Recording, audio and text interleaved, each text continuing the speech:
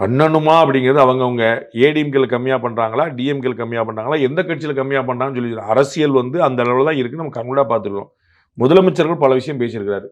துணை முதலமைச்சர் ஏகப்பட்ட விஷயம் பேசியிருக்கிறார். நம்ம வந்து இதை ஒன்றுனா எடுத்தால் அது நமக்கு தான் வந்து அது தேவையில்லாத வேலை. நமக்கு வந்து அது நம்ம இதெல்லாம் மேற்கோள் காட்டதே நல்லதுக்கு இல்லை. யார் பேசலன்னு நீங்கள் சொல்லுங்கள். நான் வந்து முதலமைச்சரே மேற்கோள் காட்ட முடியும், துணை முதலமைச்சரை மேற்கோள் காட்ட முடியும். எதிர்கட்சி தலைவரை நீங்கள் மேற்கோள் காட்டிட்டீங்க. நான் மொத்த அரசியலே அப்படி தான் இருக்குன்னு நான் சொல்லுவேன். நம்ம வந்து மேலே நம்ம அதை மேற்கோள் காட்டினா இன்னும் சரியாக இருக்காதுன்னு நினைக்கிறேன். Okay sir. சார் அதே மாதிரி இப்போ கூட்டணி கட்சிகளை பார்த்தோம் அப்படின்னா எதற்காக தேமுதிகவுக்கு வந்து 10 சீட்டும் விசிகாவுக்கு வெறும் 8 சீட்டு கொடுக்கப்படுது? என்ன ரீசனுக்காக? அது தேமுதிக வந்து தேவைப்பட்டுச்சு, விசிகா கூடவே இருக்குது. சில சமயங்கள் என்ன ஆகும்னா லாயல்ட்டியே ஒரு பேர்டன் ஆகும், ஒரு சுமையாக மாறும். தேமுதிக எதில் இருந்து இங்கே வந்தவங்க, அப்போ டிமாண்ட் ஆஃபர் வந்து கடுமையாக இருக்கும். ரொம்ப முக்கியமாக அவங்க எதுக்கு தேவைப்பட்டாங்கன்னா காங்கிரஸ் கட்சிக்கு ஒரு செக் வைக்கிறதுக்கு.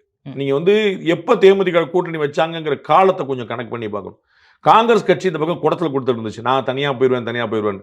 அப்போ அவங்களுக்கு நீ போறேன்னா போய்க்கோ அப்படிங்கிற மாதிரி தான் இவங்க உள்ள கூட்டு வந்தாங்க. அப்போ இவங்க உள்ள வந்தப்போ தான் காங்கிரஸ் கட்சி பம்பிச்சு. ஐயோ இப்போ இவங்க வந்துட்டாங்கன்னு பேலன்ஸ் பண்ணிடுவாங்க பொழுது. காங்கிரஸ் கட்சி என்ன நினச்சி, நான் வெளியே போனால் உன் கூட்டணியே காலி நினச்சிட்டு இருந்துச்சு. அவங்க வந்து காங்கிரஸ் வந்து திமுக செக் வைக்க நினச்சது, திமுக தேமுதிக மூலமாக காங்கிரஸ் செக் வச்சு.